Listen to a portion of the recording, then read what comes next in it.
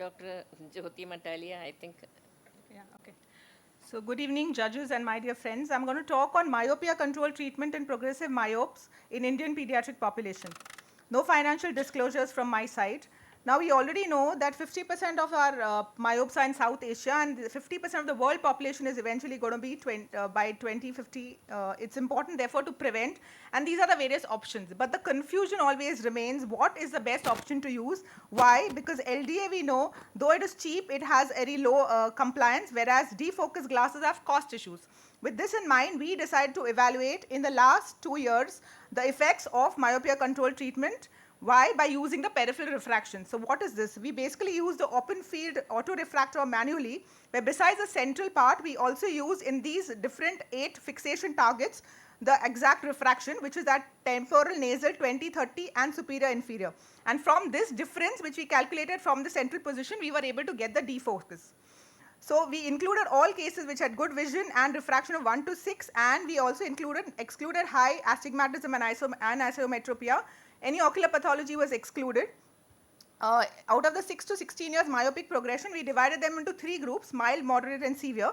And those which were considered for progression was if the myopia increased by 0.5 and if the axial length increased more than 0.3 in the first year.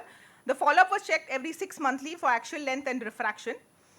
Treatment was planned on the basis of defocus. So if there was hyperopic defocus, we gave the glasses options of defocus glasses or ortho K, but if not affording the LDA. If it's myopic defocus, we gave the options of low dose atropine as mentioned, and in non-responders or poor compliant, we gave defocus glasses, and the significant defocus was if it was more than 0.25. But anyway, patients may not take the same one. There was a bit mismatch and we decided to evaluate the same. So of our results, we had 502 myopes, of which equal distribution in males and females, and equal distribution between mild and moderate cases of myopia. Family history was significant in 82% of our cases. So of the total myopes, 502, 435 had progressed, of which 200 received low dose atropine, defocus glasses were in 229, and ortho K was in 6 of our cases. We had combination in 22 of our patients. So let's look at individual things. So low dose atropine was in 200, and those which were having more than 1 year follow-up only were considered, which was 115. And interestingly, we've had only 48% stable, 52 were not stable, and of these 60 cases, 30 received twice.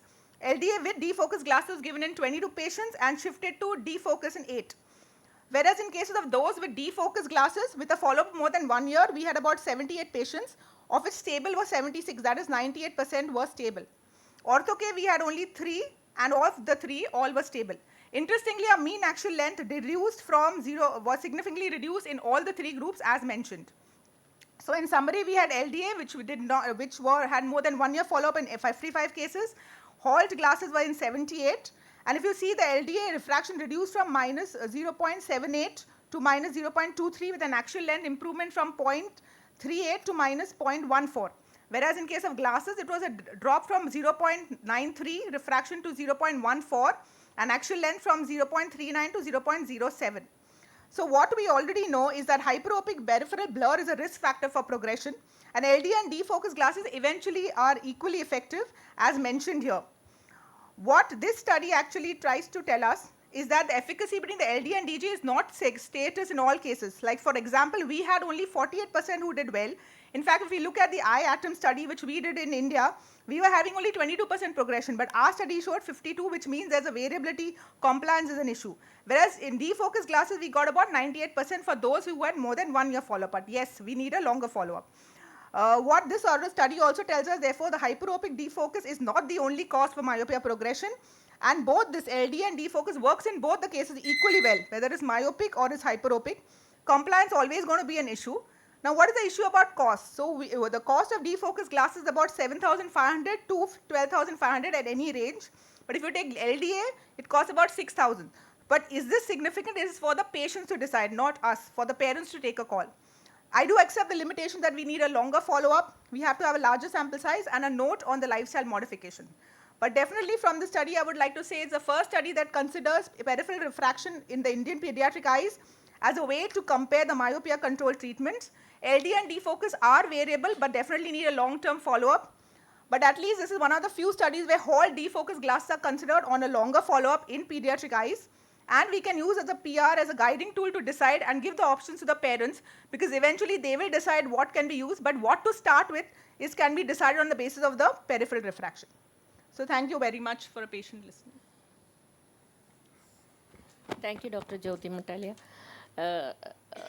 I would like to know, did you take into consideration the peripheral defocus and then start optical treatment Yes, with the defocus lenses? Yes, so we decided first peripheral refraction. If there was a hyperopic defocus of more than 0.75, we gave the option of glasses. But yes, it's not that we forced them, because it was not like a randomized.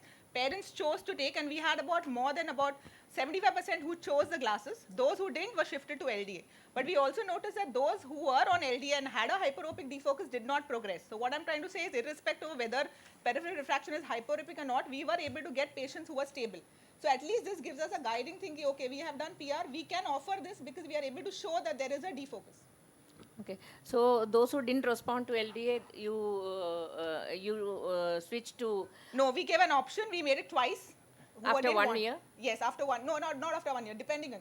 Anytime, every 6 months we evaluated the child. If in 6 months also it had progressed, we definitely give them twice. So we were watching them every 6 months.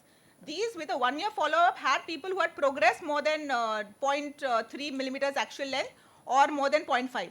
So within 6 months also we notice that the patient is progressing. We either make it twice a day or we add defocus glasses. But again, option is left to the parent.